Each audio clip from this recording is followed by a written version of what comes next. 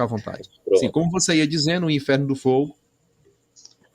Então, Jó, que era uma pessoa que estava sofrendo bastante, orou para Deus colocá-lo no inferno de fogo, porque para Jó, o inferno de fogo era um local simbólico, né, uma condição que ele iria se livrar do sofrimento que ele estava sentindo.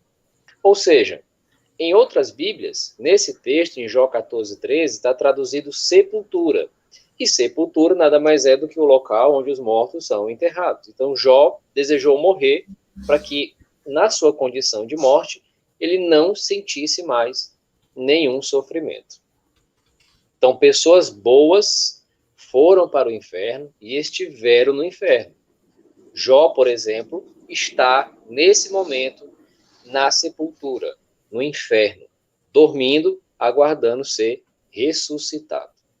Jesus Cristo esteve no inferno durante 3 dias, que ele esteve morto. E então, Deus tirou a alma dele de lá, ou seja, fez com que ele voltasse a viver saindo da cova, ou do inferno. Agora, para que a crença do inferno de fogo exista, dentro do meio religioso e evangélico, é necessário que a pessoa não morra, que ela seja imortal.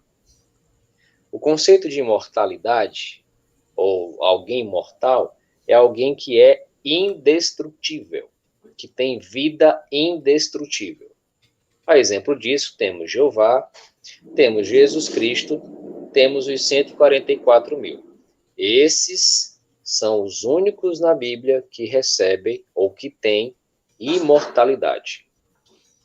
Mas as igrejas evangélicas ensinam que quando uma pessoa, que as pessoas elas não morrem, elas simplesmente desencarnam e vão para o céu ou para o inferno. E aí elas acreditam numa doutrina que foi criada lá no Jardim do Éden. Como assim, Adriano? Simples. Vocês que são conhecedores da Bíblia, que estão aqui assistindo essa transmissão, vocês lembram quais foram as palavras que Satanás, a serpente que conversou com Eva, falou em relação à morte? Se nós levarmos aqui em conta o que ele disse, em Gênesis capítulo 2, versículo 13, vamos ler o versículo 15. O versículo 15 fala assim, E Jeová Deus passou a formar o homem e a estabelecê-lo no jardim do Éden, para que o cultivasse e tomasse em conta dele. E Jeová Deus deu essa ordem ao homem: de toda a árvore do jardim podeis comer, mas quanto à árvore do conhecimento do que é bom e do que é mal, não deveis comer, porque no dia em que delas comeres, positivamente morrerás. Então, na fala de Deus aqui para Adão e Eva, nós entendemos claramente que existia sim a possibilidade de Adão e Eva morrer. Ou seja, eles não tinham imortalidade. Eles tinham vida eterna. Se Adão e Eva não tivessem pecado, eles ainda estariam hoje vivos aqui de boa. Mas eles pecaram e então eles morreram. Adão e Eva tinham alma imortal? Não. Eles tinham vida eterna. Simplesmente isso. Só que aí chega Satanás e diz para Eva assim: positivamente, não morrereis. Ou seja, vocês são imortais, vocês não vão morrer. E aí aqui é que está o surgimento da imortalidade da alma. Quem foi que ensinou a imortalidade da alma para a humanidade? Foi Deus, Jeová, ou foi Satanás? Quem foi que disse para os seres humanos que eles não morreriam? Foi Satanás, não Jeová. Isso é claro. Então, você que acredita na imortalidade da alma, pensa bem. Quem foi que ensinou sobre a seres humanos não morrerem? Foi Satanás, não foi Deus. Então, quando você acredita nisso, você está acreditando no ensinamento, realmente, me perdoem aqui a sinceridade, mas é um ensinamento de Satanás. A ideia de que a alma não morre é um ensinamento satânico, não um ensinamento divino de Jeová Deus. E aí, aqui surgiu essa doutrina que a Eva acreditou transmitiu para Adão, Adão também acreditou, e isso resultou em pecado. E aí quem que estava certo? Deus, não Satanás, porque Adão e Eva morreram.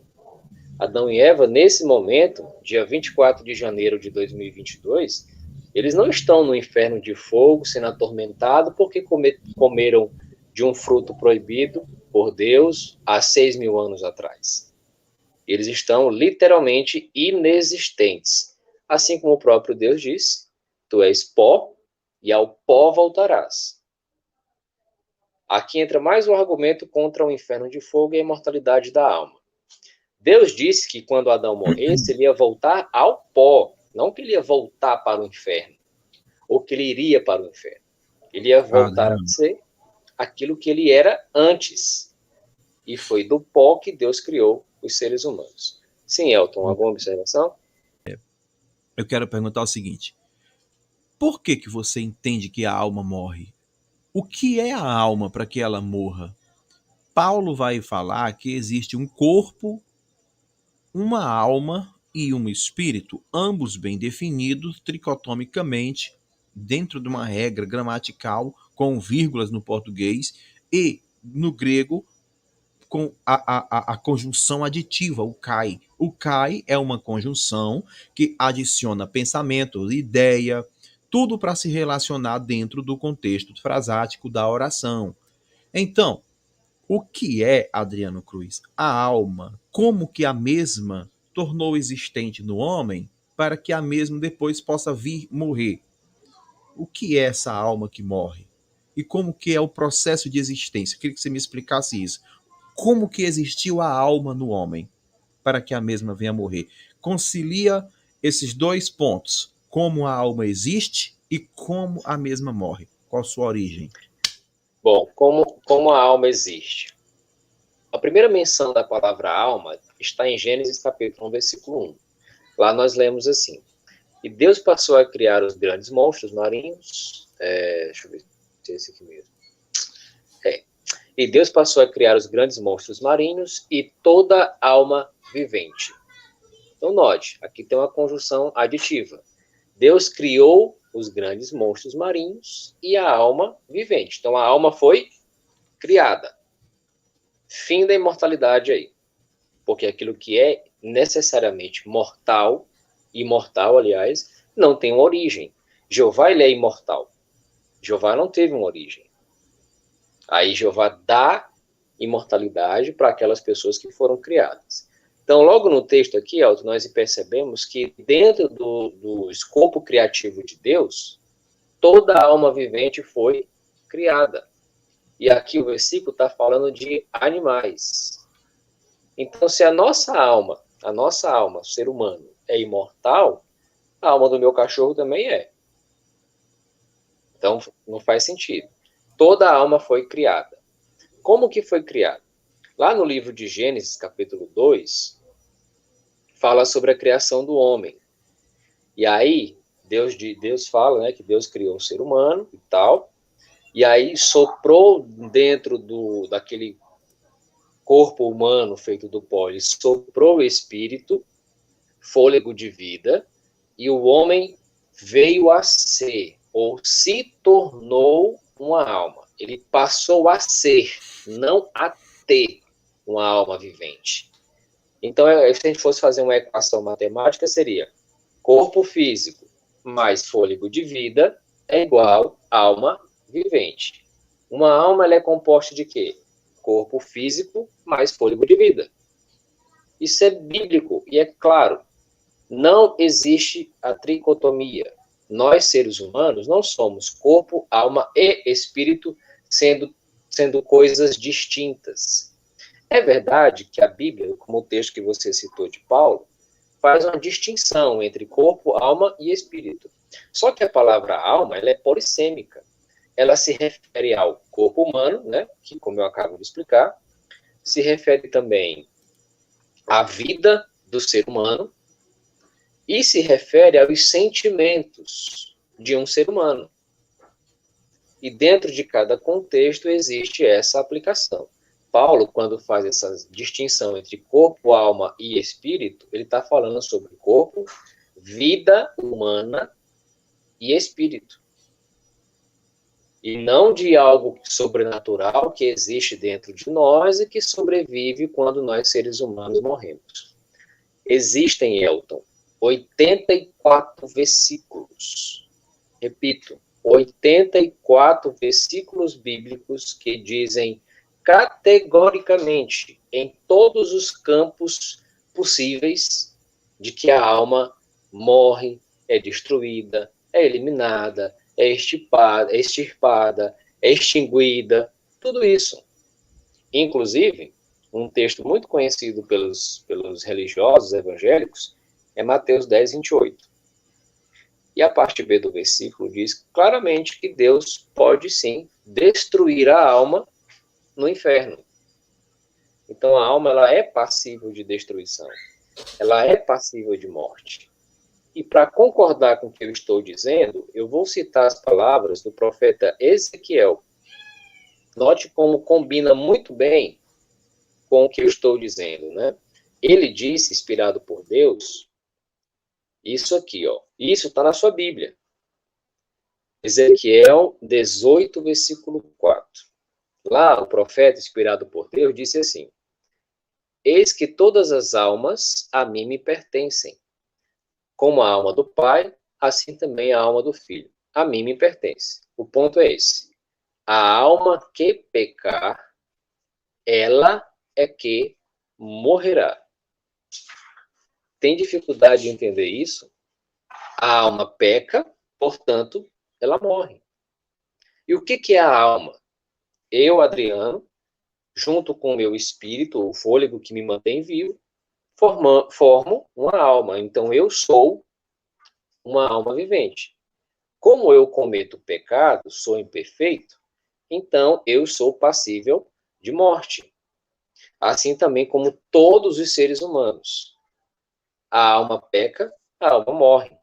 Textos como esse, existem 84 versículos de Gênesis e Apocalipse, deixando claro que a alma morre. E aí fica difícil para colocar aqui a imortalidade da alma para sustentar uma outra doutrina fantasiosa que é a do inferno de fogo. Aí, Elton, eu gostaria de fazer uma pergunta retórica para qualquer pessoa. Eu vou desafiar qualquer pessoa a entrar aqui no chat agora, a entrar aqui nessa nossa transmissão e me responder essa pergunta biblicamente. A pergunta que eu quero fazer para o chat é a seguinte. Sim. A Bíblia diz, aqui em João 17:3, olha. Sim. Eu quero que as pessoas prestem bastante atenção nesse ponto. Sim. João 17:3. Aliás, João 3:16, desculpa, João 3:16. Em João 3:16, Deus fala assim, ó. Porque Deus amou tanto o mundo que deu seu Filho unigênito, a fim de que todo aquele que nele exercer fé não seja destruído. Não fala de tormento eterno, fala de destruição. Então, quem não exercer fé em Jesus será destruído, mas tem a vida eterna. A minha pergunta para você do chat, só para concluir, é a seguinte. A Bíblia diz claramente que quem não exerce fé em Jesus será destruído. E quem exercer fé em Jesus tem vida eterna, ou seja, vai viver para sempre. Em qual versículo da Bíblia diz claramente que pessoas ruins vão ter uma existência eterna, imortal, para que elas possam continuar sendo atormentadas vivas no inferno de fogo? Nobre Adriano, bem, eu perdi um pouco da sua fala, né, sobre a pergunta que eu fiz. Claro que eu não estou colocando aqui só apenas contrapontos, né? Eu não vou redarguir o Adriano, simplesmente. Você disse que a palavra psique é polissêmica, né? E de fato, é uma palavra polissêmica, eu concordo. É uma palavra polissêmica que conota vida, conota sangue, conota, enfim, algo subjetivo como a parte imaterial do homem, a saber, a alma.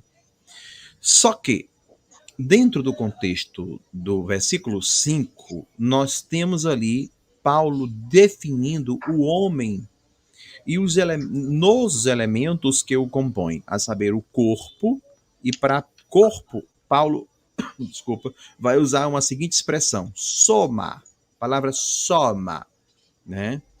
Ele fala, rimon to pneuma, vosso espírito, kai re psiche, e a alma, kai tot soma, e o corpo. E a minha pergunta é, se Paulo quisesse dizer, utilizar uma das possíveis definições de psique, quer dizer, alma, para fazer menção da vida, Paulo ele não utilizaria o termo bios, da raiz bios, ou então da raiz zoe, que são duas palavras para conotar vida, né? Bio, que até é da biologia, né? E zoe é vida também no grego. E eu queria fazer essa pergunta. Será que não só o Adriano, mas tanto da parte, ambas as partes, do que defendem a alma não morrer, para também os que defendem que a alma morre. Será que não existe de ambos os lados uma tendência filosófica para tentar trazer a definição da alma e passando por cima dos termos em si, psique, soma, soma não, é psique, é zoe, é bios, não existe. Me fala sobre isso, Adriano, porque Paulo, se ele quisesse falar na vida, ele falaria, né, Raima, ele não falou que é o sangue, ele não usou em termos metafóricos, mas ele foi objetivo na sua sequência de na sua proposta sequenciada por termos bem definidos. É isso que eu quero dizer. Qual é o texto, Elton, que você está se referindo? 1 Coríntios, capítulo 5, versículo de número 23. Se você quiser, eu posso pôr na tela. 1 Coríntios 5, 23. 1 Coríntios 5, 23? Perdão. 1 Tessalonicenses, capítulo de número 5, versículo 23. 1 Tessalonicenses 5, 23. Então vamos lá, vamos analisar o que Paulo está falando aqui, né? Uhum. O próprio Deus de paz vos santifique completamente, que em todo respeito seja preservados sãos o espírito, a alma e o corpo de vós, irmãos, do modo inculpe na presença de nosso Senhor Jesus Cristo. Aí, quando as pessoas se acreditam na imortalidade da alma, leem esse versículo, ela está falando, olha, tá vendo? Toda pessoa precisa ser preservada sã, tanto o espírito, a alma, que segundo a crença religiosa, se refere a algo imaterial dentro do corpo humano que sobrevive à morte do corpo. E o corpo. Só que aqui, Elton, quando o texto fala de espírito, está falando sobre a capacidade humana de continuar vivo, que é o nosso espírito, é o fôlego de vida. A alma se refere à vida. Por que Paulo não usa aqui a palavra vida em si? Ele usa a palavra alma. Ora, pela mesma razão em que outras circunstâncias, ele usa também a palavra alma para se referir à nossa vida por completo. E aí se refere ao corpo. Em outras ocasiões, por exemplo, nesse mesmo contexto, Paulo usa a palavra alma para se referir à vida, quando ele diz em Colossenses 3:23, o que for que fizerdes, trabalhai nisso de toda a alma como para Jeová. Então, Paulo está dizendo que nós temos que nos doar completamente no trabalho que temos que fazer para Jeová, dedicar toda a nossa vida nisso. Então, Paulo usa comumente a palavra alma para dar a ideia de vida humana em sua totalidade. Nunca, absolutamente nunca, Paulo usa a alma para se referir a algo imaterial que sobrevive à morte do corpo. Certo, tudo bem. E agora vamos para Apocalipse, capítulo 20. Ali tem uma proposta interpretativa para se compreender um sofrimento eterno. como que você explica o sofrimento eterno, sendo que você diz que a alma morre? Então, como que fica um sofrimento proposto para ser eterno, sendo que a alma vai morrer? Primeiramente, nós vamos analisar um contexto geral aqui de Apocalipse. Em Apocalipse, capítulo 1, versículo 1, mostra que está sendo revelado ali por meio de um anjo, né, ao apóstolo João, que ali seriam sinais. Então, seriam coisas que simbolizariam outras coisas. E aí, se nós formos ler o capítulo 20, que é muito interessante para falar sobre alma imortal, sofrimento eterno, inferno de fogo e inferno, né? Então, nós vamos analisar agora o capítulo 20. Note aí, ó, que nos versículos iniciais fala sobre o dragão, a serpente e tal. Aí fala sobre o começo dos 1000 anos, em que Satanás será preso, depois ele será solto. Deixa eu entender o E aí o que versículo. acontece? Você falou Nós chegaremos aqui no versículo 10.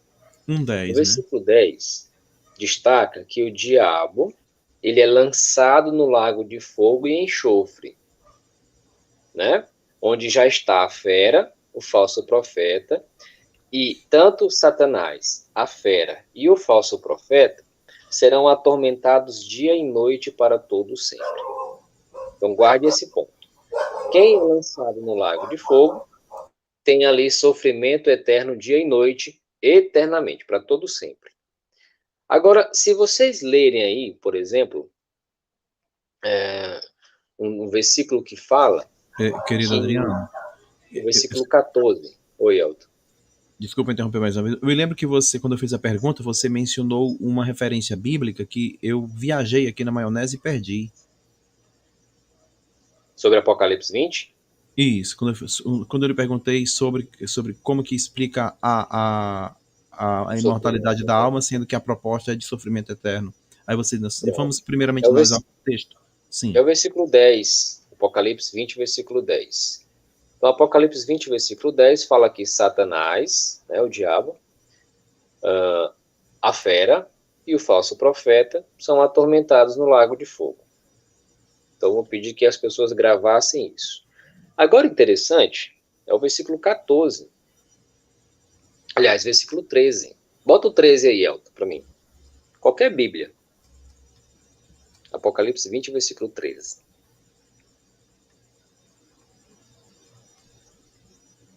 Deixa eu botar a mãozinha que vai mais rápido. Enquanto você vai aí mostrando, eu gostaria de destacar o seguinte. Satanás, ele é um anjo. Ele é um ser espiritual, invisível. Assim como o anjo Gabriel, como os anjos que nós conhecemos. Ele é um anjo igual a esses. Mesmo corpo, mesmo nível de poder e tal. Não tem diferença. E aqui o texto está dizendo que Satanás, esse mesmo ser espiritual, ele vai ser atormentado no lago de fogo.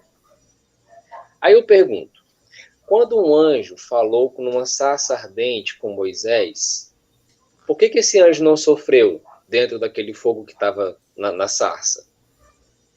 Uma outra ocasião, quando Sadraque, Mesaque e Abednego, que eram os 3 hebreus, foram jogados dentro de uma fornalha ardente, e aí um anjo aparece dentro da fornalha ardente. Por que esse anjo não foi atormentado por aquele fogo? Não foi queimado por aquele fogo? Porque fogo literal não tem efeito algum em criaturas espirituais. Anjos não são queimados literalmente com fogo. E nós temos ocasiões bíblicas que provam isso. Então, aqui não está falando de algo literal. Esse fogo aí que vai atormentar o diabo dia e noite não é fogo literal. E aí, Elton, entra o versículo 13. Apocalipse 20, versículo 13. Tem um detalhe ali, o 13.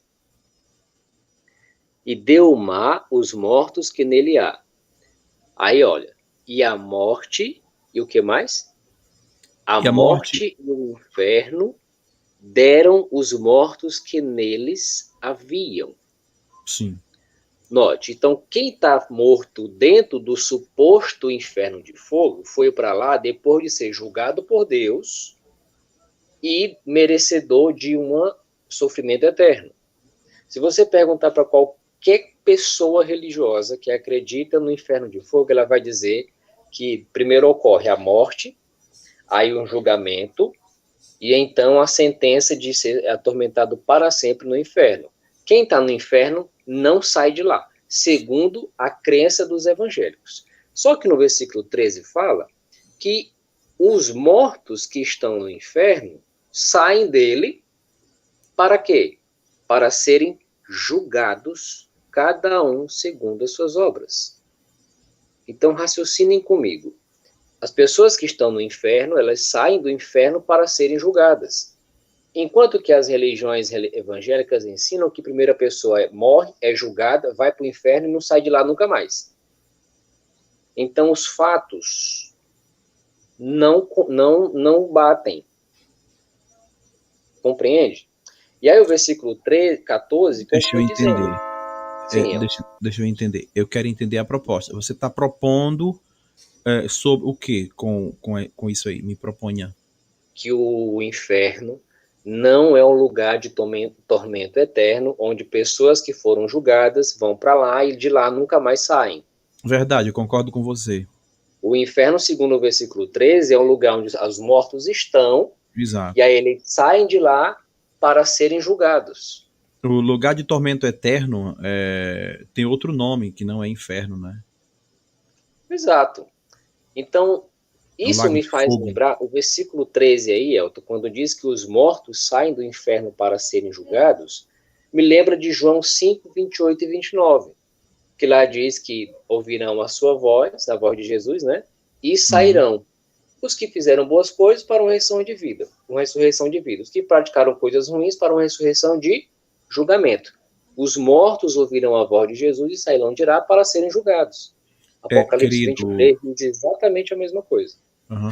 Então, inclusive, isso vai desmistificar uma grande lenda de que o inferno é um termo culturalmente apoderado por algumas pessoas para fazer referência ao lugar de sofrimento eterno, sendo que, na verdade, a palavra inferno ela é um termo aportuguesado, né? Que, na verdade, a palavra Hades, ela dá uma ideia de sepultura. Quando a palavra limnen, estou repetindo porque a pronúncia é chata mesmo, tá? Limnen tupiros, é lago de fogo, né? Aí vai ter enfim, limnen tupiros, é lago de fogo.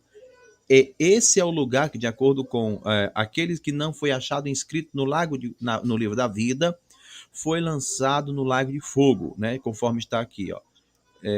Aquele que não foi achado inscrito no livro da vida foi lançado aonde? No livro da vida foi lançado no lago de fogo, que no grego é isso aqui, ó. Limnen tu piros. Piros é fogo, né? Piros é fogo. Então, é isso. O Adriano tá certo. Sim, Elton. E Ainda aí, assim, olha, isso aqui, querido e nobre Adriano, ainda não é suficiente, porque tudo bem que até concordei contigo. A questão é esse lago de fogo ser o ambiente do sofrimento eterno. E aí, o limnem tupiros. beleza, nós já entendemos aqui, olha, que até o inferno é lançado no lago de fogo. E que Isso, o dentro do lago e o limnem inferno tupiros. e que o inferno não é um local de permanência eterna dos mortos, porque os mortos saem de lá para serem julgados. E entra diretamente em conflito, é uma bomba dentro da crença evangélica. Se nós tivéssemos que alistar os fatos dentro do conceito religioso, é o seguinte: a pessoa morre, ela é julgada, ela é condenada ao inferno e de lá nunca mais sai. Essa é a ordem dos acontecimentos da crença evangélica. É muito claro quando você lê Apocalipse capítulo 20, versículo 13, que diz que os mortos, eles estão numa condição de inatividade, inexistência, eles estão no inferno, que é essa condição, essa sepultura, aí eles saem do inferno e são julgados.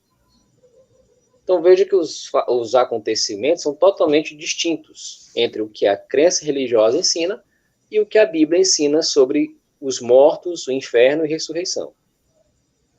E aí, Elton, nós chegamos aqui no ponto que você destacou sobre o que é o Lago de Fogo, né? O Lago de Fogo, Elton, o próprio livro de Apocalipse nos dá o significado. Deixa eu procurar aqui o texto que diz claramente que o Lago de Fogo é a segunda morte. Significa a segunda morte. Sim, verdade. Exato. Ou seja, se eu digo que algo significa outra coisa, esse algo não é literal. É algo que simboliza outra coisa. E algo que simboliza outra coisa não é literal. Então, o Lago de Fogo é algo simbólico. É algo para representar segunda morte. É algo que significa segunda morte. Então, não tem realmente um rio de fogo chamejante, onde as pessoas são atormentadas quando tomam banho nesse rio. Só um adendo, né? Então, coadunando aqui, apenas tem uma dificuldade de assimilar por tais perspectivas. Se o Lago de Fogo é disposto, porque o que é uma metáfora, né? O que é uma metominha, uma metáfora? A metáfora é quando você dispõe de algo realístico para utilizar de forma figurativa, né? E o grande mar de pessoas. O que é mar? Mar na Bíblia faz relação com pessoas, com multidões. E nós sabemos que o mar não é uma irrealidade. O mar, ele existe. Ele apenas está ao nosso dispor para ser utilizado como um instrumento linguístico. Todavia, mar são as águas que têm as ondas, os peixes que movimentam-se. Logo, o mesmo é real. O Lago de Fogo, a segunda morte, eu posso até aqui fazer como é que eu diria para você? Uma breve conjectura linguística da seguinte forma. Digamos que o Lago de Fogo aqui é uma questão estativa. O que é estativo? É um estado, né? Porque eu sou adepto da ideia de que o Lago de Fogo é a segunda morte, porque essa é a compreensão objetiva do contexto. Né? Nós entendemos que vai haver duas ressurreições, e vai haver, nessas duas ressurreições, os últimos a ressuscitarem são esses que serão ressuscitados para o juízo. Após isso, os que não estiverem com seus nomes escritos no livro da vida serão lançados no lago de fogo. Logo me vem a compreensão de que existe uma punição. Agora, a problemática dos meus contrapontos para o querido Adriano Cruz esse lago de fogo e essas pessoas que estão, essas almas, essas psiques que vão para lá elas deixarão de existir, porque se deixarem de existir, o termo sofrimento eterno é invalidado. Gostaria que o Adriano tentasse decodificar essa questão. Certo. Elton, literalmente não existe tormento eterno. Literalmente. É impossível. Por várias razões. João 3,16 diz que a vida eterna ela é dada para quem exerce fé em Jesus. Para quem não exerce fé em Jesus, a punição é destruição. Né? Para que todo aquele que nele exerce fé não seja atormentado para sempre no inferno. Não seja destruído, mas tem a vida eterna. Então tem dois pontos distintos entre vida eterna e destruição eterna. É somente essas duas consequências pelos nossos atos. E aí você falou que o lago de fogo é a segunda morte, significa a segunda morte. Veja, por exemplo, o versículo 14. E a morte e o inferno foram lançados no lago de fogo. Sim. E eu estou dizendo, biblicamente, que o lago de fogo significa destruição eterna, algo que jamais pode ser reconstruído. E isso é simbolizado por um lago de fogo, a segunda morte. Aqui está dizendo que a morte é lançada no lago de fogo. Isso é literal? Óbvio que não. Isso quer dizer que a morte vai deixar de existir. Quer ver? Apocalipse 21, versículo 4. É só virar a página aí da Bíblia. O que vai acontecer? Apocalipse 21:4. O que acontece com tudo aquilo que é lançado simbolicamente no lago de fogo? A morte, por exemplo. Apocalipse 21, versículo 4. Diz assim: E enxugará dos seus olhos toda lágrima, e não haverá mais morte. Ou seja, aqui está dizendo que ninguém mais vai morrer. A morte ela vai deixar de existir. E isso é simbolizado em Apocalipse capítulo 20, como a morte sendo lançada no lago de fogo. Em que sentido? Ela vai simplesmente deixar de existir. Tudo o que é lançado no lago de fogo deixa de existir. A morte é lançada no lago de fogo, então ela vai deixar de existir. Está bem claro lá. Ó. E não haverá mais morte. Por quê? Porque simbolicamente a morte está sendo lançada no lago de fogo, que representa, simboliza a destruição eterna. A morte adâmica, essa que nós herdamos de Adão e Eva, ela vai desaparecer da humanidade. Ela não vai mais existir. E isso é simbolizado no Apocalipse capítulo 20 como sendo lançado no lago de fogo. Outra coisa que é lançada no lago de fogo é a fera. E aí no versículo 13. Versículo 13. Cadê? Versículo 10, na verdade, né? E o diabo que os encaminhava foi lançado no lago de fogo e enxofre, onde já estavam tanto a fera como o falso profeta. O que é a fera? A fera representa os sistemas políticos governamentais do mundo. Então, todo o sistema corrupto governamental do planeta é representado em Apocalipse como sendo uma fera. E nas visões, inclusive, no próprio livro de Apocalipse, retrata que o governo da Medopécia, de Babilônia, são representados por animais animalescos, né, por feras. Então, governos políticos são representados no livro de Apocalipse como as feras. O que vai acontecer com a fera que está sendo lançada no lago de fogo? Ou seja, o que vai acontecer com os governos políticos? Aí nós voltamos lá em Daniel, capítulo 2, Daniel 2,44. O que acontece com a fera que está sendo lançada no lago de fogo? A fera representa os governos políticos. Aí Daniel 2,44, Elton, diz assim: E no dia daqueles reis, o Deus do céu estabelecerá um reino que jamais será arruinado. E o próprio reino não passará a qualquer outro povo. Esmiuçará e porá fim a todos estes reinos. E ele mesmo ficará estabelecido por tempo indefinido. Então veja, Elton, que Daniel 2,44 combina perfeitamente com Apocalipse 20, versículo 10. Lá no versículo 10, em Apocalipse 20, diz que a fera, que representa todo o sistema político governamental do planeta, é lançado no lago de fogo. Isso quer dizer o que Daniel 2,44 falou que vai acontecer com os governos políticos. Deus vai colocar um fim neles. Vai destruir, esmiuçar os governos políticos. Ou seja, Deus vai destruir os governos políticos. E isso está sendo retratado simbolicamente em Apocalipse 20, versículo 10, como sendo lançado no lago de fogo. Alguma dúvida até aí?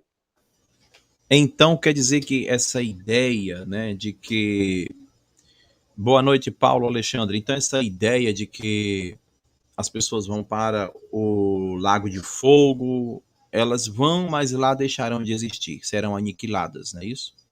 Quer confirmar isso, Elton, que você E aí acaba eu de dizer? continuo com a pergunta. E o termo sofrimento eterno? Vamos chegar lá. Vamos chegar lá. Nós estamos Tá primeiro mostrando o que acontece com tudo aquilo e aqueles que são lançados no Lago de Fogo. Querido Adriano, deixa eu só fazer um adendo aqui para o nosso público, que para ouvir bem no grego, né? Então, gente, nós temos ali duas palavras que se confundem na nossa cultura. Apocalipse capítulo 20, que nós estamos aqui lidando, deixa eu até pegar novamente para nós mostrarmos. Capítulo 20, versículo, qual versículo lá? É o 4, 10. né? Versículo 10, 13 e 10. 14.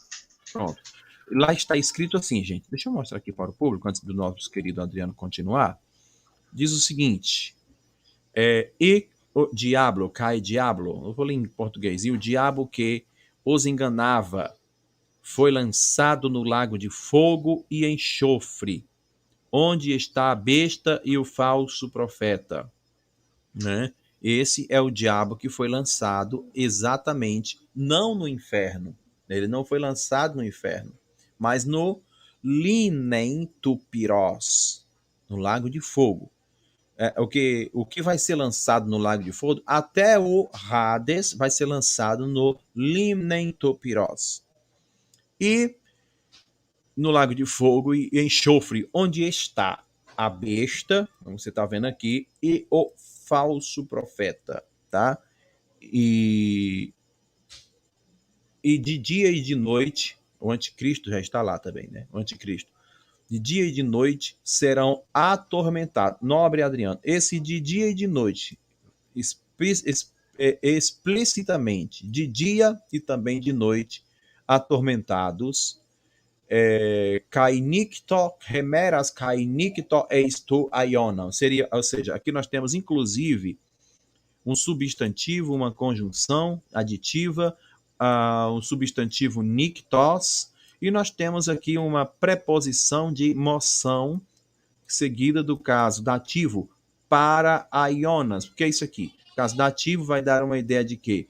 Vai dar uma ideia de que exige um complemento, e esse complemento está aqui, aionas, aiona tu aiono, ou seja, para sempre dos sempre, se tivéssemos que traduzir isso daqui, né? Para sempre do sempre, que no português fica para de eternidade da eternidade da eternidade. Seria algo mais ou menos assim, porque nós temos aionas, que é sempre, para sempre, eterno, e temos aqui, está no caso genitivo, da eternidade da eternidade. Seria algo mais ou menos assim, mais dentro de uma configuração original. Então nós temos, Adriano Cruz, Bassanista son tai remeras kainicto, ou seja, atormentado, né? De dia, ele não fala de dia, ele será atormentado, não é de dia, não, é dia também de noite. Aí, para, isso aqui é para o quê? Essa eis é para tus aiono, para o sempre dos sempre, para a eternidade, aí temos o significado aqui do genitivo, das eternidades, né? Ainda mais, Adriano, aqui nós temos plural, da eternidades das eternidades, entendeu? Ou seja, dando uma ideia de que eles serão atormentados de dia e de noite. Não corroborando essa proposta interpretativa por mim, obviamente, com o aniquilacionismo, dispondo não de uma mera palavra, mas de um pequeno contexto. Gostaria que o Adriano Cruz explicasse como que fica ainda a ideia ou a tentativa de prevalência do aniquilacionismo. Só que assim, ó, como nós estamos tratando, né, o livro de Apocalipse é um livro simbólico. Existe uma regra muito básica de interpretação textual bíblica, que em um versículo, se algo é simbólico, tudo é simbólico. Se algo é literal, tudo é literal. Não dá para a gente escolher aqui o que é literal e o que é simbólico. Para entender o livro de Apocalipse, é humanamente impossível você entender corretamente o livro de Apocalipse sem antes ter estudado os 65 livros anteriores. É como assistir uma série. Você não começa a assistir uma série do último episódio voltando para o começo. É sempre do primeiro episódio para o final. Assim sendo, nós temos que pegar o livro de Apocalipse, que é o final do filme, e comparar com todo o restante do filme, para que a gente possa entender perfeitamente o filme por completo. Nós já estamos vendo, até o presente momento, que a punição para quem não exerce fé em Jesus é a destruição, não tormento. É claro isso em João 3,16, e ali nada é simbólico, obviamente, ali é literal. E aí os versículos que estamos analisando falam de coisas simbólicas. Por exemplo, a fera. A fera é algo simbólico. A fera não vai realmente ser atormentada dia e noite para todo sempre.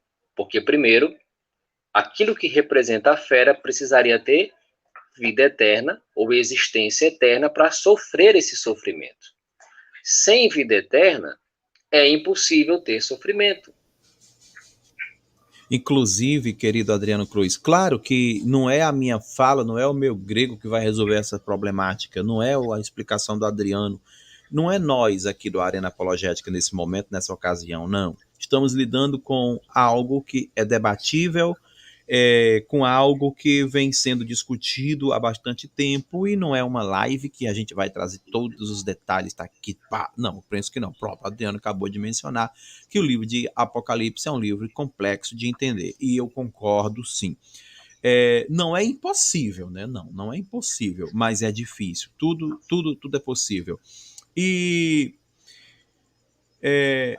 então fica aí a questão ainda, né? O sofrimento vai ser para compreender. Pronto, é isso. Depois de meia hora de gagueira, finalmente eu lembrei do que eu quero falar. O que eu quero dizer é o seguinte, gente, nós precisamos entender que nós somos horizontal. Nós somos horizontal na inteligência, na compreensão, no julgamento, em todos os aspectos da antropologia humana. Somos horizontal. Tá, e daí? E daí que existe uma proposta de ver, de enxergar, de vislumbrar, de perspectiva da vertical. Você sabe o que eu estou querendo dizer com isso? Nobre ouvinte do Arena Apologética, que nós temos a inteligência humana para compreender e temos a inteligência de Deus, soberana humana, que também compreende.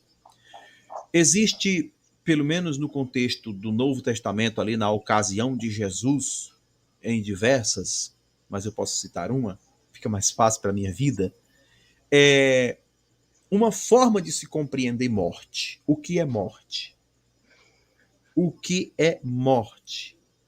Para mim, para o Adriano Cruz, para você que está aí nos ouvindo, morte é quando você fecha os seus olhos, seu coração para de bater e você entra dentro de um caixão e depois de alguns dias enterrado começa a se decompor. Isso é morte? Sim, isso é morte. Mas morte na perspectiva humana. Para Deus, isso não é morte, isso é um estado de dormência. Isso é um estado de.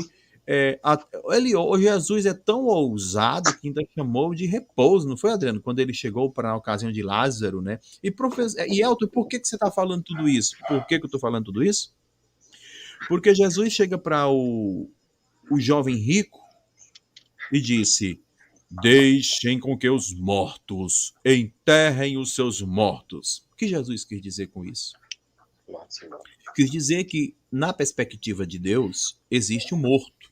Pessoas vivas que já estão mortas. Logo, diante dessa analogia proposta pelo próprio Senhor Jesus, eu posso trazer para o lado de Apocalipse capítulo 20 e colocar ali em conflito que tipo de morte será esse? Será uma morte como eu tenho tudo programado, arquitetado, gravado na minha forma humana de entender e julgar a morte? Ou na perspectiva que Deus propõe, o homem está respirando e mesmo assim ser chamado de morto? Deixa o Adriano Cruz continuar a partir daqui para explicar para nós o que é estar morto e padecer sofrimento dia após dia, noite após noite, de eternidade das eternidades. Com você, Adriano. Certo. Então, Elton, nós estamos vendo aqui até aqui agora que não existe alma imortal, a alma morre, e um ensinamento muito claro em toda a Bíblia. Nós já vimos que existem duas consequências para os nossos atos, que é a destruição eterna e a vida eterna. Nós estamos analisando o livro de Apocalipse, capítulo 20, onde fala que o inferno vai ser lançado no lago de fogo, que pessoas sairão do inferno para serem julgados, o que refuta claramente a doutrina evangélica aí dos que acreditam na imortalidade da alma. E aí nós estamos continuando falando sobre o assunto, sobre a expressão aí ser atormentado. Primeiramente, devemos colocar na nossa cabeça, Apocalipse não é um livro literal. Morte não sofre tormento. A fera que simboliza os governos políticos, essa fera em si, ela não é literal. Então, o que ela sofre simbolicamente não é literal, é lógico, né? Mas em que sentido, né? A Bíblia fala que haverá tormento dia e noite para todo sempre. Simples. Primeiro ponto. Para que Satanás ele fosse torturado para sempre, como diz Apocalipse capítulo 20, ele precisaria viver para sempre. Ou seja, ter uma existência eterna. Só que o livro de Hebreus, capítulo 2, versículo 14, diz que Satanás será reduzido a nada. Ou seja, ele vai ser destruído. Satanás não tem ou não terá existência eterna para ser atormentado literalmente por fogo. E ainda sobre esse ponto, eu preciso que as pessoas entendam que fogo literal não tem efeito algum em criaturas espirituais. Um exemplo disso é Juízes 30, versículo 20, que diz assim: enquanto as chamas subiam do altar para o céu, Manoá e sua esposa viram o anjo de Jeová subir nas chamas do altar. Então esse anjo subiu de dentro do fogo. E esse fogo literal não estava causando tormento para o anjo de Jeová. Então, criaturas espirituais não são queimadas com fogo. Voltando aqui à questão do tormento eterno, Satanás ele não vai existir eternamente. Hebreus 2,14 diz que ele vai ser reduzido a nada, ou seja, vai ser eliminado. Outro ponto que para sofrer ter esse tormento eterno dia e noite, é necessário que a pessoa tenha vida eterna. E vida eterna é um presente de Deus para os seus adoradores verdadeiros, não castigo. Terceiro ponto, fera e falso profeta são símbolos e, por isso, não sofrem tortura física. E todo o contexto da Bíblia, Ailton, revela que tormento significa confinamento ou destruição. Essa mesma expressão Jesus a usa em Mateus 18:34. Ele diz assim: com isso, seu senhor furioso entregou-os ao carcereiro, até que pagassem tudo o que deveria. Então Jesus usa simbolicamente aí a palavra condição de confinamento ao usar a palavra tormento. Então essa palavra tormento significa uma condição de confinamento. Outra tese, né, outra forma que a gente pode entender dessa forma, é o que está em Mateus 8:29. Lá em Mateus 8:29, um dos demônios ali que está naquele ser humano diz assim: o que quer conosco, filho de Deus? Veio aqui nos atormentar antes do tempo determinado? Será que aqui os demônios que estavam nesse homem falavam realmente sobre uma tortura literal? Não, porque esse mesmo relato, descrito por Lucas, diz assim: e lhes suplicavam que não os mandassem para o abismo.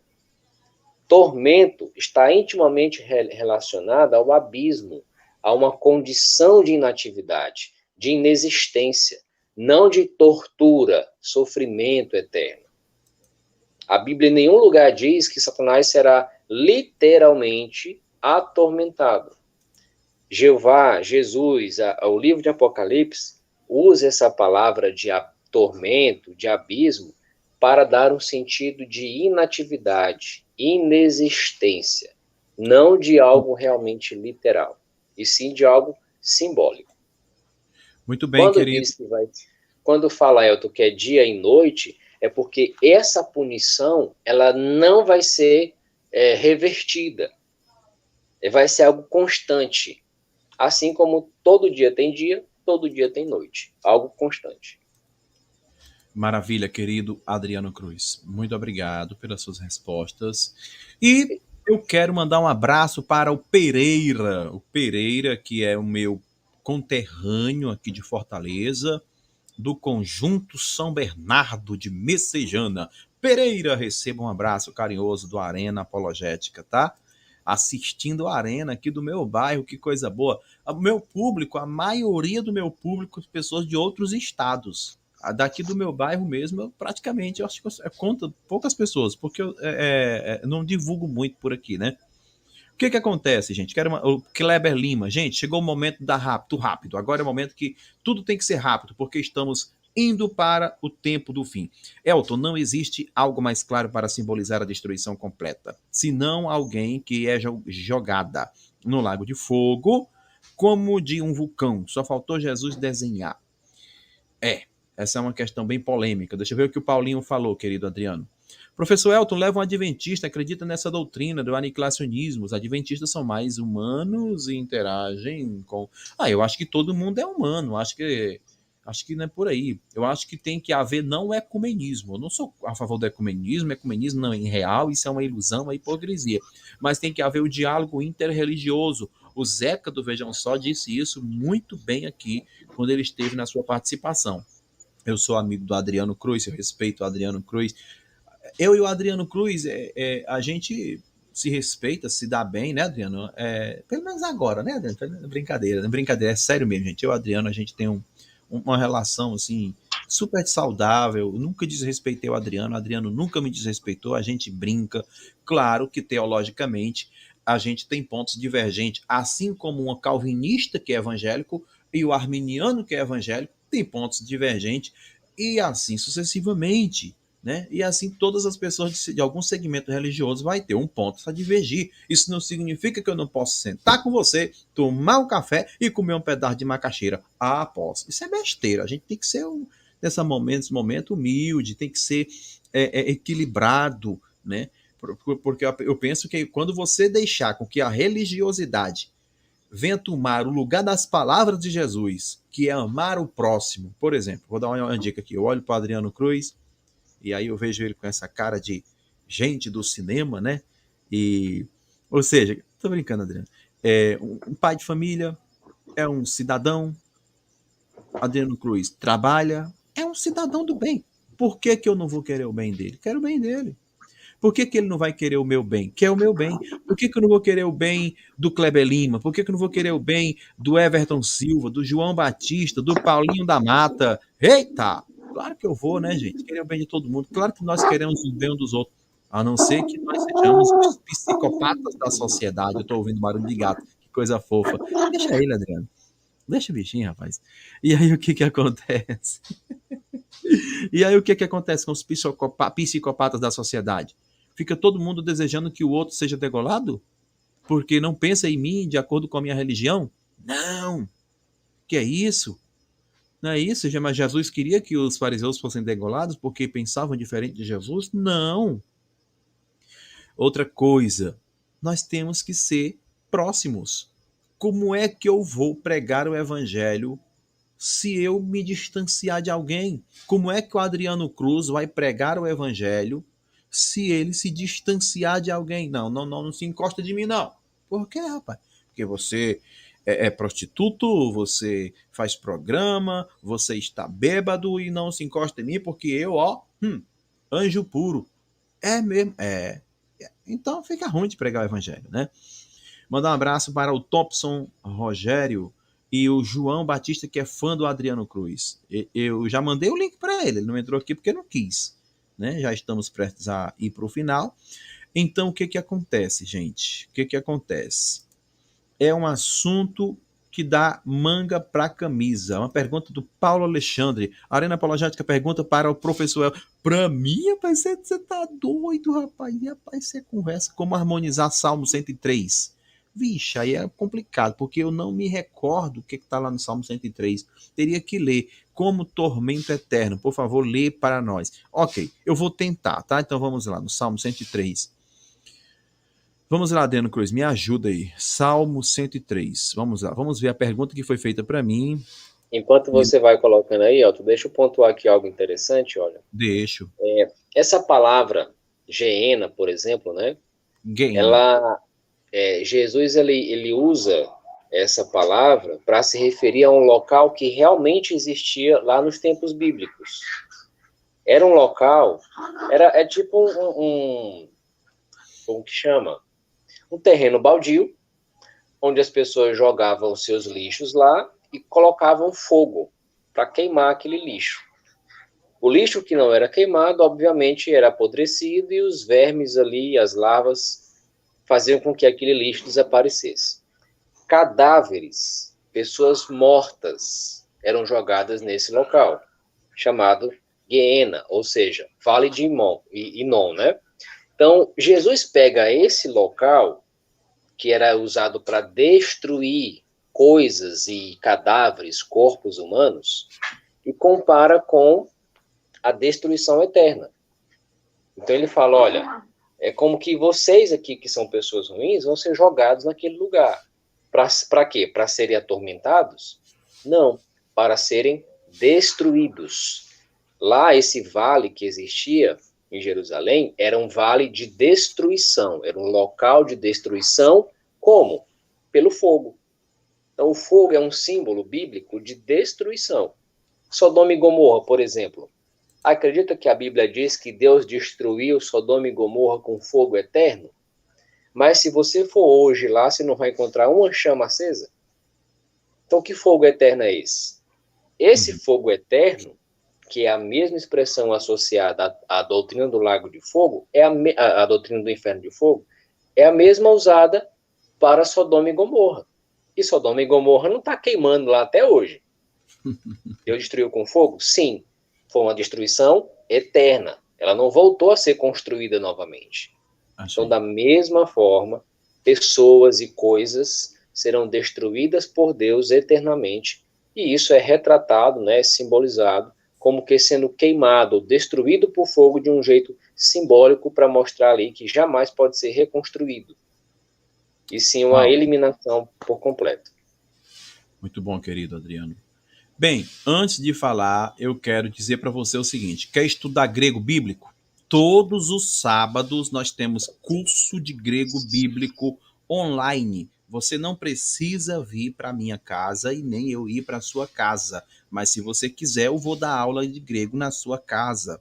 Porém, basta você se matricular no nosso curso de grego bíblico, a turma está crescendo, está ficando boa, está fazendo exegese a partir das línguas originais, entendeu? E você pode também aprender, tá bom? Então, invista no seu conhecimento, porque nós devemos crescer na graça, mas também no conhecimento. Bem, eu confesso que a pergunta que foi feita por parte do Paulo Alexandre, um abraço, o nobre Paulo Alexandre, muito querido, tá? Pergunta para o professor harmonizar 103. Bem, vamos lá. No Salmo 103, no versículo 9, diz exatamente assim. Deixa eu ler aqui. Não provará perpetuamente, nem para sempre reterá sua ira. Tudo bem? Aqui eu já tenho um termo a ser observado. Eu tenho ira, eu tenho aqui o termo reterá, né? Ele não reterá para sempre a sua ira. E eu tenho aqui o termo, ele não reprovará. Temos aqui um advérbio negativa. Não vai reprovar perpetuamente, quer dizer para sempre. O quê? Né? Nem para sempre a sua ira. Uai, isso aqui perpetuamente para sempre. Não sei por que fazem isso. Não nos tratou segundo os nossos pecados. Sim, está falando da misericórdia, né?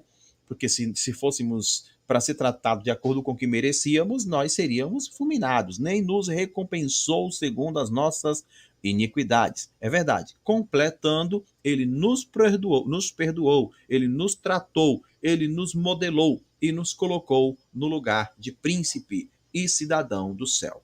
Linguagem, claro, bíblica, uma linguagem, claro, espiritualista. Assim é que se compreende os evangélicos convencionais dessa proposta bíblica. Agora, como relacionar isso aqui com a proposta lá? Eu tenho uma série de dificuldades de relacionar, porque aqui está falando de misericórdia para quem é da misericórdia. Se eu tentar aplicar essa misericórdia no contexto de Apocalipse, capítulo 20, versículo 10, eu vou ter que admitir que Deus tem misericórdia de Satanás. E eu não vejo dessa forma. Eu vou ter que admitir que Deus vai dar uma segunda chance para o capiroto. E ele não vai. E o Adriano concorda comigo que ele já está rindo ali. Deus não vai fazer isso. Então, eu sou metódico nas palavras e com certeza, deixa eu ver a mensagem aqui, e com certeza, então eu não consigo conciliar em termos de valores punitivos, porque ali é um contexto de punição, de julgamento, de juízo. Aqui estamos num período onde Deus ainda aplica sua graça, dispensa, distribui sua graça. Bem, Adriano Cruz, você sabe que você é extremamente bem-vindo, amado aqui no Arena Apologética. Bem, o que é que nós temos aqui? José Maria Cheme Elton tem meu respeito. E você, de verdade mesmo. Um abraço. Adriano, manda um abraço para o José Maria Cheme, por favor. Um abraço aí para o José Maria Cheme, independente das nossas divergências teológicas. Ronaldo Lima também, a gente fina. Um abraço, José Maria Cheme. Pode aplaudir de pé, Brasil. Um abraço, José Maria Cheme. Eu brinco, tá? Eu gosto de brincar. O João tentou vir, mas você tem que ligar o seu microfone, João, porque senão você não vai dar o ósculo santo no Adriano Cruz. O que você tá rindo, Adriano? Eu conheço o João Batista, é uma pessoa super gente boa. Ele ama você, viu? Ele ama você. Que bom. Ele para entrar aqui tem que ligar o microfone. Ele tentou entrar com o microfone desligado e fica barrado pelo programa, não pode. Ronaldo Silva, que ele falou, a Bíblia TB. Bíblia TB, eu tô esquecido o que é TB, gente. Deu um branco. O que é TB? Tradução brasileira. Tradução brasileira, obrigado. 10:28, não tem mais os que matam o corpo, mas não matam a alma. Temei antes aquele que podem fazer perecer na guiena tanto a alma como o corpo. Uau! João Silva, Ronaldo Silva aí, mandou ver, hein? O que mais? O que é que nós temos aí? Deixa eu ver aí. Esse texto é interessante, viu, Elton? Porque sim, ele fala aí de destruição, pode fazer perecer, né? Pode fazer morrer a alma. Então, sim, cadê a alma imortal nesse texto aí? Quem falou isso aí foi Jesus. Então, Deus sim pode destruir a alma completamente na guiena. Muito bem. Adriano, que doar sangue, posso perder a salvação se doar sangue? Fala, Adriano. Bom, na verdade, você não perde salvação por matar uma pessoa, você não perde salvação por cometer adultério, por cometer fornicação. Você perde a sua salvação se você fizer isso e não se arrepender genuinamente. Então, não importa o pecado que você faz. O que importa é como você encara o pecado que você cometeu. Se você tem um modo de vida aí pecaminoso, achando que Deus vai te perdoar sem você pedir arrependimento genuíno, aí sim você coloca a sua salvação aí em risco. Tá? O que importa realmente é o seu ponto de vista em relação ao seu pecado. Veja, por exemplo, Davi. Davi matou e cometeu adultério, mas ele não perdeu a salvação. Por quê? Porque ele se arrependeu verdadeiramente e assim voltou a ter a aprovação de Jeová. O mesmo pode acontecer com qualquer pessoa que comete o pecado. É interessante, Elton, isso, que a Bíblia até compara, né, que os nossos pecados podem ser vermelho como escarlate. Um vermelho bem forte. Mas Deus transforma os nossos pecados como um pano branco, né, limpo, totalmente. Então é o que pode acontecer de acordo com a nossa atitude em relação aos nossos pecados. Elton, vê no zap. Miranda, beleza. Mandar um oi lá pra mim, tá? Cada religião tem seu Deus. Pronto, Miranda, já vi. Deixa eu ver. Um vídeo para nós finalizar a live. Vou pescar um vídeo do Miranda. Agora tá no topo, tá aqui. Anderson Grego Bíblico. Então, rapaz, encerramos. O Anderson é meu amigo, tá? Ele foi aluno do professor Fábio Sabino, é meu amigo. E ele vai participar aqui na Arena com o Adriano Cruz. Em breve, vamos fazer um debate aí. Ou com Marcela Tafona. Muito inteligente o Anderson, tá, gente? Muito inteligente. E o Miranda mandou um vídeo. Miranda, não foi um vídeo, né? Não foi um vídeo. Pois é, rapaz, eu queria muitíssimo que o Anderson entrasse aqui. Porém, já são 21 horas e esse Trocando Ideia já está no final, encerrando. a pergunta que vem do querido Valdir Canal Oficial. Está perguntando: doar sangue é uma vida pecaminosa? Doar sangue é uma vida pecaminosa? Adriano, você consegue em 10 segundos sintetizar aí? É sim. Se você continua fazendo aquilo que Jeová condena, claro que é uma vida pecaminosa. Está cometendo um pecado. Ok, muito obrigado. Então, Adriano Cruz, suas considerações finais. Bom, eu gostaria de simplesmente fazer uma recapitulação sobre aquilo que foi abordado. Nós vimos que a doutrina religiosa do inferno de fogo e da imortalidade da alma não combina com o ensinamento bíblico. Vimos que a Bíblia fala que o inferno de fogo se refere simplesmente à condição dos mortos, local onde os mortos estão. Vimos exemplo de pessoas boas, servos leais de Jeová, que estiveram ou que pediram para ir para o inferno para se livrar do sofrimento. Nós vimos também que o inferno de fogo, o modo como as religiões ensinam, né, os atos, né, a ordem dos acontecimentos, não combina com Apocalipse capítulo 20. As religiões ensinam que a pessoa morre, ela é julgada, condenada, lançada no lago de fogo, ou melhor, no inferno, e lá ela fica sofrendo eternamente. Eu fico imaginando, Elton, uma criança de 5 anos de idade, por exemplo, que infelizmente faleceu sem conhecer a Deus. Para onde que essa criança de 5 anos vai? Segundo a crença religiosa, a evangélica, essa criança vai para o inferno. E ela viveu 5 anos para sofrer eternamente no lago de fogo. Ao meu ver, esse Deus que faz isso, esse Deus que acha justo punir eternamente uma criança que viveu 5 anos e morreu, punir ela eternamente com tortura, é um Deus perverso. E a Bíblia diz que Deus é amor, embora ele seja justiça. E esse Deus amoroso, a punição para quem não fizer a vontade dele é a destruição eterna, não tormento eterno. Vimos também que quando a Bíblia fala de tormento eterno, ela se refere a uma punição eterna, não a um sofrimento literal. Vimos que criaturas celestiais, como é o caso de Satanás e os outros anjos, eles não são atormentados por fogo.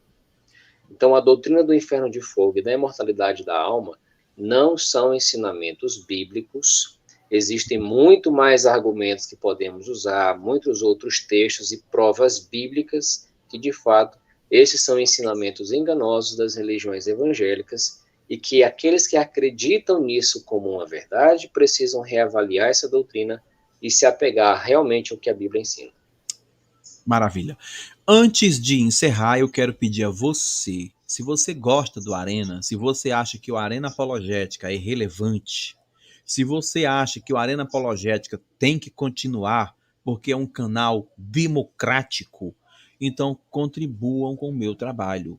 Você tem aí o Superchat e você tem o Pix aí do Arena Apologética, passando na descrição do vídeo. Tá passando aí, tá? Eu não tô acompanhando no YouTube. Tem o Pix do Arena, tem o QR Code aí para você contribuir com o meu trabalho, tá bom? Então não deixe de fazer isso. Temos aí, digamos, 50 pessoas. Cada um contribui com R$2. Ah, já é uma ajuda. Foi pesado para você R$2? Foi não, já é uma ajuda. Amanhã pode contribuir com R$1. Ajuda, tá bom? Professor Elton tá solicitando dinheiro. Claro que eu tô. Todos os YouTubes agora não estão pedindo, eu também vou pedir. Gente, não tô pedindo dízimo aqui na igreja? Não, Adriano. Olha que pergunta interessante. Para encerrar, tá, gente? Para encerrar. Elton, essa doutrina, quer dizer, igreja somos. Eu sou igreja, você é igreja, nós somos a igreja, tá? Recapitulando isso aqui, consertando aqui a bobagem que eu falei. Com reverência ao meu Deus. Porque se tem uma coisa que eu tenho, Adriano Cruz, é reverência ao meu Deus. Eu tenho temor a Deus. Eu tô falando sério, tô falando de verdade mesmo, tá? Sou obediente ao meu Deus. Eu não adultero, eu evito os olhos da concupiscência. Tô falando sério. Vai virar anjo, não importa. Elton, essa doutrina do fogo eterno, caso não acredite, compromete a salvação? Adriano, seja breve, por favor. Vai lá. Na verdade, compromete se você acreditar. Você está acreditando no ensinamento que a Bíblia nunca ensinou e mostrando que o Deus que você acredita é pior do que Satanás. Eita, foi cruel aí. Rapaz. Eita. Bem, obrigado, Brasil. Obrigado, Adriano Cruz. Adriano Cruz, você é amado pela Arena Apologética. Você é de casa. A gente pode fazer muitos outros trocando ideias. Estamos combinando aí para entrarmos de repente no ar. Eu e o Adriano Cruz. Vamos entrar no ar de repente durante o dia. Te prepara para assistir. Ou vai ser de manhã, ou vai ser à tarde. Não vai ser avisado não, tá? Vamos chegar aqui quebrando tudo. O Adriano vai estar trazendo aí uma enxada e eu machado. Nós vamos entrar na arena, no ringue aí. E quem entrar aqui, que tiver com um galho muito grande, a gente vai cumprir a palavra de Deus. Corta e joga fora. Tá bom? Tá chorando? Ele falou que tá chorando? Tô chorando porque não falei com você, Adriano. Olha aí, Adriano. Entendeu? Tô chorando porque Valdir Oficial, Elton, o que ele falou, Valdir Oficial? Elton, pergunte para Adriano, usar sangue fracionado é uma vida pecaminosa? Tu já respondeu, não já? Não, ainda não. Essa questão do sangue fracionado.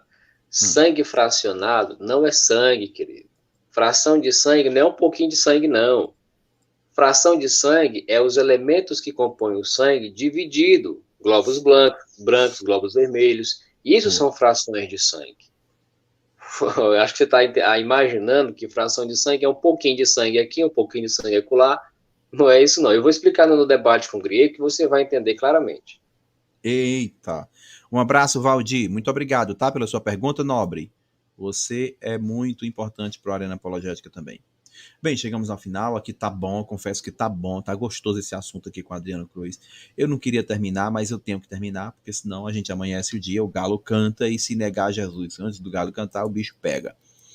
Brincadeiras à parte, que o Senhor nosso Deus Todo-Poderoso possa abençoar você, Adriano, possa abençoar sua família, possa abençoar todos vocês que estão nos assistindo agora. Que Deus Todo-Poderoso abençoe a minha família, a nossa família. Nos proteja, nos guarde com suas ricas bênçãos espirituais, tá?